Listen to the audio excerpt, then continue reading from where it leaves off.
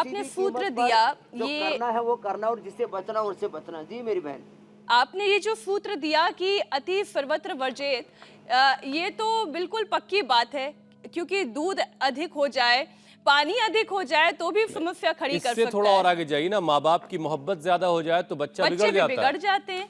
लेकिन स्वामी जी, ये जो आपने विलासिता की बात कही ना, किसके पास लाड कितना प्यार से बच्चे बिगड़ जाते हैं। किसके पास कितना महंगा मोबाइल फोन है, उस पर किसी भी और व्यक्ति कितने का फोन है? स्ट्रेचर और हाथ में स्टेटस दो-दो, उसको तीन-तीन। इवैल्यूएट किया जाता है, कितने फोन, कितना महंगा कितने फोन। फोन हैं, कैसी जी शर्ट, कैसे जूते पहन रखे हैं। हाँ, लोगों की नजर जूतों पर, पैरों पर रहती है, चश्मे पर रहती है, मोबाइल पर रहती है, पेन पर रहती है। मैं कहता हूँ देखो, अभी एक बड़ी बात कह ही देता हूँ, आपने छेड़ ही दिया प्रकरण। तो मेरे पास देखो पेन है, ये 3 से 5 रुपए का। मैं कहता हूँ पेन तुम्हारे पास में कैसा है, कितने पैसे का है, ये ज्यादा महत्व नहीं। तुम्हारी सिग्नेचर में, स्वामी रामदेव के सिग्नेचर में पावर है कि मैं किसी को 50,000 करोड़ का चेक लिख सकता हूँ। ये है पावर। पेन की पावर थोड़ी है, सिग्नेचर की पावर होनी चाहिए। आप स्वामी जी, एक बड़ा दिलचस्प वाकया इससे जुड़ा मैं आपको बता दूं, फिर आगे बढ़ूं। रखा है 5 लाख का, दिखता है नहीं। हमारे प्रेम जी, स्वामी जी, हमारे प्रेम जी हैं। पैरों में जूता पहन रखा है, 5 लाख का, 2 कदम चला जाता नहीं। बिल्कुल सही बात। बहुत सही बोली। स्वामी जी, हमारे एक प्रेम सर हैं, वो सीनियर जर्नलिस्ट हैं। बड़ा प्यारा सा उनका ये वाकया था। उनकी बिटिया आपको देख रही थी, तो उसने आपको देख करके कहा कि पापा ये तो बड़े बड़े गरीब से हैं, रोज़ाना एक ही कपड़े पहन के चले आते हैं। तो स्वामी प्रेम जी ने उनसे पूछा कि गरीब से क्यों लगते हैं तुम्हें? तो उसका यही जवाब था कि रोज़ाना एक ही कपड़े पहनते हैं, ये कपड़े ही नहीं बदलते हैं। तो फिर उन्होंने बताया कि बेटा ये गरीब नहीं है, अरे ये एक बच्चे ने मेरे से कहा, बाबा जी आपके मम्मी पापा आपको कपड़े नहीं देते, यही 2 कपड़े पहन के रहते हो। मैं अपनी मम्मी पापा से कह के आपके लिए कपड़े सिला लाता हूँ। स्वामी जी, अब कुछ एक एक करके और जो दूसरी दिक्कतें होती हैं आंखों में।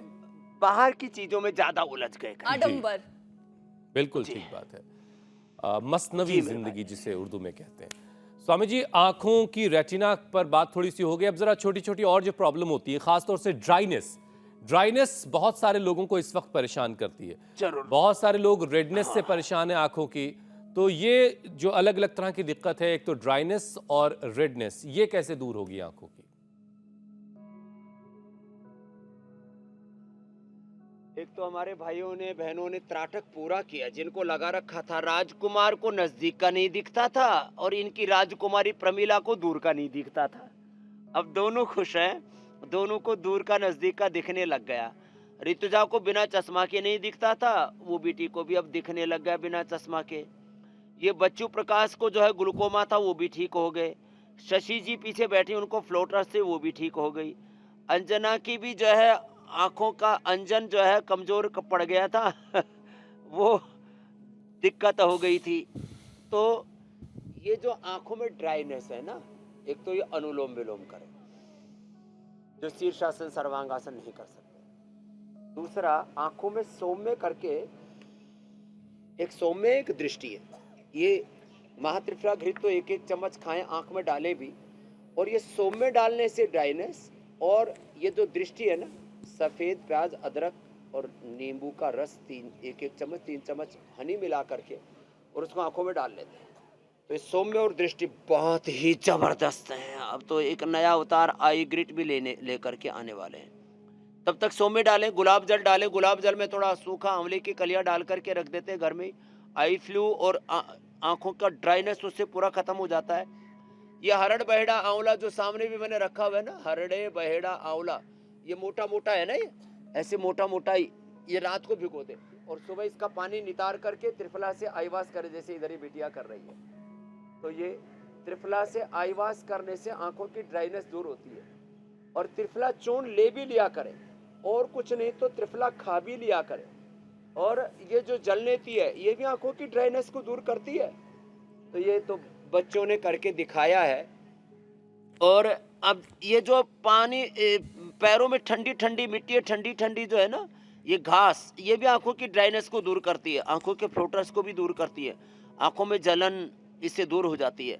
और आंखों में जो ड्राइनेस रहती है, जलन रहती है, आंखें लाल रहती हैं, आंखों में लालिमा रहती है बहुत ज़्यादा, तो उसमें मंडूकासन के साथ शशकासन भी करें। और ये आँखों के लिए ना ये बड़ा ज़बरदस्त है।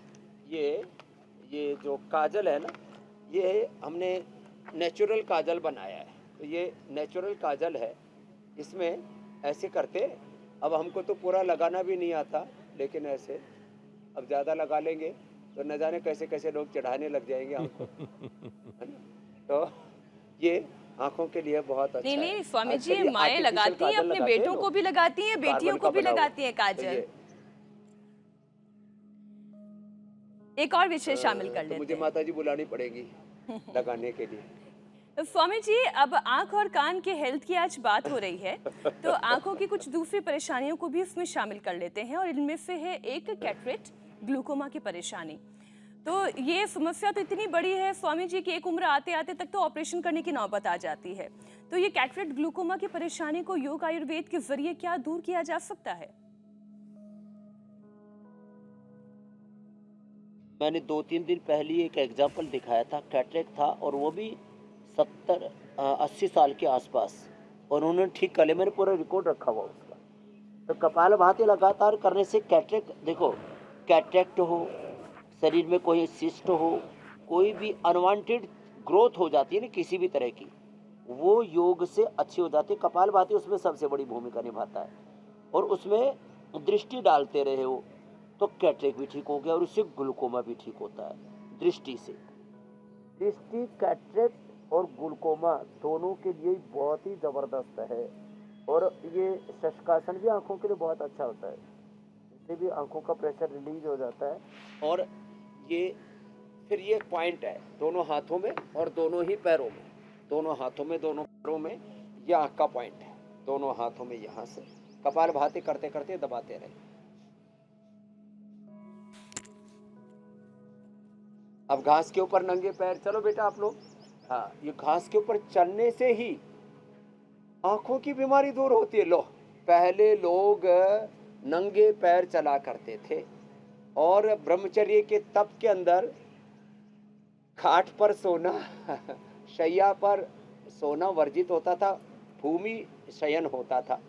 जमीन पर ऐसे नंगे पैर चला करते थे, सुबह सुबह खाली पेट, सुबह सुबह उठ करके प्रभात में ऐसे ही घास पर चलते थे। 100 साल तक किसी को आंखों का चश्मा, ये तो अब जा करके चश्मे आए, पहले कहाँ आंखों पर चश्मा लगाते थे। पहले लोगों के 100-200 साल जितने भी जीते थे लोग, कहते 400 साल तक भी पहले के आदि मानव जिया करते। दोनों हाथों में दोनों पैरों में, ये आंखों का पॉइंट है, इसको दबा लिया करें। और अनुलोम विलोम भ्रामरी इसके लिए सबसे अच्छा। और एक खास बात बताना चाहता हूँ, ध्यान बहुत अच्छा होता है। ध्यान करने से देखो एक खास बात, जब रात को सो भी जाते हैं ना तो भी आंखों को चैन नहीं पड़ता। श्रम और विश्राम के बिना जीवन का क्रम ठीक नहीं रहता, तालमेल बिगड़ जाता है, रिदम टूट जाता है जीवन का। तो बाकी चीजों को तो हम श्रम देते थे, हाथ पैर भी सो जाते हैं हमारे, और अंदर से ऑर्गन तो काम करते रहते हैं, लेकिन उसके अंदरूनी जो शक्ति है, सुप्तेषु ऐसे जागृति, प्राण जागृत रहता है, आत्मा जागृत रहता है। लेकिन ये आंखें जो है ना, कान भी विश्राम पा लेते, नाक भी विश्राम पा लेती, जीभ भी कुछ नहीं बोलती। कुछ लोग बड़बड़ बड़बड़ करते रहते हैं रात को सोते सोते भी, वो गड़बड़ बड़बड़ अलग बात है, वो एक्सेप्शन है। लेकिन आंखें 99% लोगों की सोते हुए भी पुतलियां घूमती रहती हैं, और हर 3 से 5 मिनट में एक सपना लेते रहते हैं। तो ध्यान करें, सांसों पर ओंकार का ध्यान, गायत्री का ध्यान, उस खुदा अल्लाह ऑलमाइटी गॉड वाहिगुरु परमात्मा का ध्यान, ये ध्यान बड़ा ज़बरदस्त है। तो इसको चाहे प्रेक्षा बोलो, विपश्यना बोलो, इसको ओंकार ध्यान बोलो, सांसों के साथ ध्यान करें तटस्थ साक्षी होकर के। तो आंखों की पुतलियां जागते हुए भी नहीं हिलती और सोते हुए भी फिर नहीं हिलती, तो आंखों को विश्राम मिल जाता है। मैं वैसे ओशो की हजारों बातों से सहमत नहीं हूँ, लेकिन वो एक बात उसकी बड़ी महत्वपूर्ण थी। उसने कहा, मैंने लाखों पुस्तकें पढ़ी हैं लेकिन मुझे चश्मा नहीं लगाना पड़ा, क्योंकि मैं थोड़ी देर ध्यान जरूर करता हूँ। तो ये जो ध्यान जो है बड़ा महत्वपूर्ण है, और ये इसलिए मैंने इतनी देर 2-3 मिनट इस बात के लिए लगाई, क्योंकि लोग ध्यान के ऊपर ध्यान नहीं देते हैं। तो ध्यान से आंखें अच्छी होती हैं।